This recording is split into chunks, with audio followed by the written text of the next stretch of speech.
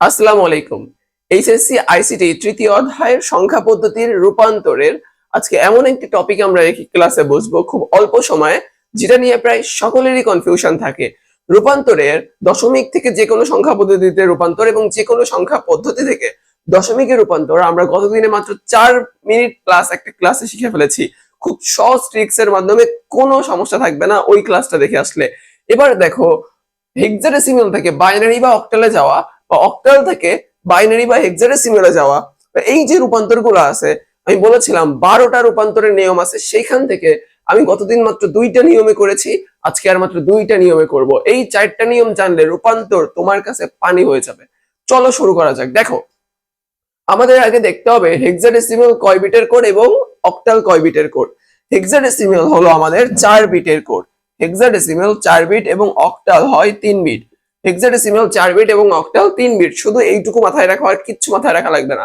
এবার খেয়াল করো, এই যে 5C দেওয়া আছে, এইটাকে আমি বাইনারি করব এবং অক্টালে নেব। এখন এইটাকে যদি আমি বাইনারি করতে যাই তাহলে আমি লিখি ফার্স্টে পরীক্ষার হলের মতো, আমি জাস্ট লিখি 5C, লিখে এরকম একটা দাগ দিই, এরকম একটা দাগ দিই। এবার 5 এর বাইনারি মান কত, 5 এর বাইনারি মান কত, এটা আমরা কিভাবে বের করি?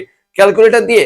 আজকের পর থেকে আর ক্যালকুলেটরও লাগবে না, জাস্ট 5 সেকেন্ড সময় লাগবে। দেখো, 1 2 4 8, এইভাবে তুমি পরীক্ষার খাতায় না বসাতে পারো, ব্রেনে বসাবা। 1 2 4 8 কোথায় একটা ক্যালকুলেশন করে নেবে। এবার দেখো, যেই সংখ্যার মান তোমার বের করতে হবে বাইনারি, ওই সংখ্যা এখানে কত কত যোগ করলে হয় তার নিচে 1, বাকিগুলো 0। দেখো তুমি এখানে 5, তাহলে 4 আর 1 5, এই দুইটা যোগ করলে হয় 5, আর বাকিগুলো 0 দিয়ে দাও। তাহলে 0 1 0 1, এটা হচ্ছে 5 এর বাইনারি মান। এখন আমি কেন এখানে 4টা নেব? এই 4টা কেন নেব? কারণ এখানে হেক্সাডেসিমাল নিয়ে কাজ করা হচ্ছে। হেক্সাডেসিমালে কয় বিট? 4 বিট। যদি এটা অক্টাল নিয়ে কাজ করতাম তাহলে আমি প্রথম এই যে 1 0 1, এই 3টা বিট নিতাম, আর কোনো বিট নিতাম না, 3টা বিট নিতাম। এবার দেখো, তাহলে আমি ওই মানটা এখানে লিখি 0 1 0 1। এবার সি, সি মানে কত? 10 হলো এ, 11 বি এবং 12তে সি, 12। এবার 12 কত হয়? 8 আর 4 12, তাহলে 8 এর নিচে 1, 4 এর নিচে 1, বাকিগুলো 0। তাহলে বসাই 1 1 0 0। এই চারটা মান আসলো হলো আমার হেক্সাডেসিমালের এর বাইনারি মান। আমার কিন্তু বাইনারি বের হয়ে গেছে। এবার কি করব? এবার এটাকে অক্টালে নেব। কিভাবে নেব? অক্টাল কয় বিটের ভাইয়া? 3 বিটের, একটু আগেই বললাম। তার মানে এই যে 4 বিট 4 বিট করে আমার যে মানটা এসেছে 8টা, এটাকে আমাকে 3 বিট 3 বিট করে ভাগ করতে হবে। যেমন আমি প্রথমে এই 3 বিট আলাদা করলাম, এই 3 বিট আলাদা করলাম, এবং এইখানে দেখতেছি 2 বিট হচ্ছে, আর 1 বিট নেই। কি করব? আগে একটা শূন্য যোগ করে ফেলবো। শূন্য নিলে কোনো মানের তেমন কোনো পরিবর্তন হয় না। তো এই শূন্য তোমাকে এখানে হিসাব করতে সুবিধাজনক জায়গায় পৌঁছে দেবে। তো দেখো, 0 0 1, এই মানটা কোথায়? এই মানে কি আসে দেখো, 0 0 1 0 0 1, এক কার নিচে আছে 4 এর নিচে, তারপরে এটা 4 এর মান, তার মানে এটা 4 এর মান। আর 1 1 0 1 1 0 মানে 1 1 0, তার মানে 2 আর 1 3, এটা হলো 3 এর মান। আর 0 0 1 মানে এই যে এখানে 0 0 আর 1 যদি আমি বসাই তাহলে এটা হবে 1 এর মান। তাহলে মান আসতেছে হলো 1 3 4, এইটা হলো অক্টাল মান কিসের? 5C এর। তার মানে আমি এখানে বাইনারি মানটাও পেয়ে গেলাম, এখানে অক্টাল মানটাও পেয়ে গেলাম। কিভাবে? জাস্ট 2টা লাইনের মাধ্যমে। ঠিক একইভাবে এই যে 123 অক্টালে আছে, এটার বাইনারি এবং হেক্সাডেসিমাল আমরা বের করি। বাইনারি মান কিভাবে বের করব? 1 1 এর বাইনারি কত? 1 2 3, 1 এর বাইনারি কত? 1 এর বাইনারি। এবার আমি কয় বিট নেব ভাইয়া? এটা তো অক্টাল, অক্টাল কয় বিটের? 3 বিটের। এবার আমি ওই পাশ থেকে আসা 3 বিটে নিয়ে কাজ করব। দেখো, এবার এই পাশে দেখি 1 0 0, কেন আমি এর নিচে 1 দিলাম? তার কারণ হলো এখানে আমি অনের বাইনারি বের করবো, আর অনের নিচে 1 দিলে 1 তো হয়ে যাচ্ছে, এই জন্য বাকি দুইটা 0। তো এখানে আসবে 0 0 1।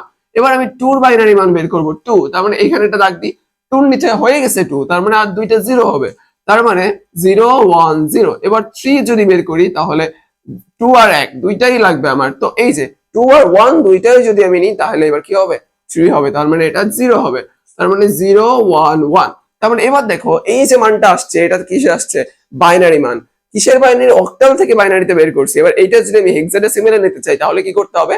এটা তো আমি 3 বিট 3 বিট করে বের করছি, এটাকে 4 বিট 4 বিট করে আলাদা করতে হবে। ঠিক এইখানে যেমন 3 বিট করে আলাদা করেছি। দেখো, প্রথম 4 বিট আলাদা করলাম, তারপরের 4 বিট আলাদা করলাম, তারপরে দেখি আমি মাত্র একটা সংখ্যা আছে 0। এবার আমি আর বাকি 3টা 0 নিয়ে নিই। 4টা সংখ্যা এখানেও হয়ে গেল। 0-র কোনো ভ্যালু আছে সামনে? নাই তো। তো এখানে 0 তো 0ই আসবে, তো এই মানটা আমি আগে থেকে বসিয়ে দিই, এটা 0। এবার দেখো এই মানটা আমি এখানে একটু ক্যালকুলেশন করি 0101, তার মানে 0101 যদি হয় তাহলে 1 আর 1 মানে 4 আর 1 5, তার মানে এটা কিসের মান? 5 এর মান। আর 0011 মানে 0011 তাহলে 11 তার মানে 2 আর 1 কিসে? 3 এর মান। অর্থাৎ এখানে 53 মান আসে হেক্সাডেসিমেলে, হেক্সাডেসিমেলে মান আসে 53। অর্থাৎ আর বাইনারি মান আসে এই যে এইটা, তুমি আগে শূন্যগুলো বাদ দিয়ে দাও, এখান থেকে এটা বাইনারি মান। তার মানে তুমি হেক্সাডেসিমেল থেকে বাইনারি বা অক্টাল যেখানে যাইতে বলুক, অক্টাল থেকে বাইনারি বা হেক্সাডেসিমাল যেখানে যাইতে বলুক, বা বাইনারি কোন একটা মান দিয়ে যদি বলে, এই যে যদি শুধু বাইনারি মান দেওয়া থাকতো তাহলে তুমি আর কিছুই দেখতে না, এটাকে অক্টালে যাইতে বললে 3 ভাগে ভাগ, 3 করে ভাগ করতে, আর হেক্সাডেসিমালে বললে 4 করে, তাহলে কি হতো? বের হয়ে যেত। এই যে কয়টা, 4টা 8টা রূপান্তর তুমি জাস্ট 2টা নিয়মে শিখে ফেলতে পারলে, মাত্র 2টা লাইনে 4 লাইনে 8টা রূপান্তর শিখে ফেলতে পারলে। আর গতদিন আরো 4টা রূপান্তর শিখাইছি মাত্র 2টা নিয়মে। এই 2টা ভিডিও সর্বোচ্চ গেলে 8 থেকে 9 মিনিটের হবে। এই 2টা ভিডিওতে এই 8-9 মিনিট সময় তুমি যদি তোমার পড়ার টেবিলে একটু দাও আর হালকা একটু নোট করে প্র্যাকটিস করো, তাহলে তুমি এই আইসিটি তৃতীয় অধ্যায়ের রূপান্তর থেকে আসা যে কোনো প্রশ্ন, যেটা মাস্ট আসবেই কারণ রূপান্তর থেকে প্রশ্ন থাকেই, যে কোনো প্রশ্ন অ্যান্সার করতে পারবে একেবারে সহজে। আর এর পরবর্তী ক্লাসে আমি 2 এর নিয়মটাও দেখিয়ে দেবো। তাইলে প্রথম পার্টের, তৃতীয় অধ্যায়ের প্রথম পার্টে আর কোনো সমস্যা থাকবে না, একটা পুরো সৃজনশীল তুমি মাত্র 15 মিনিটে সময় দিলে পেয়ে যাবা। তো এই ধরনের ভিডিও সবার আগে পেতে, ট্রিক্স এর ভিডিও, সবচেয়ে কঠিন টপিক সহজভাবে বুঝতে চাইলে আমাদের পেজটাকে ফলো করে দিয়ে ভিডিওটা লাইক করে দিও। আর ইউটিউব থেকে হলে অবশ্যই সাবস্ক্রাইব করে দিও। আসসালামু আলাইকুম।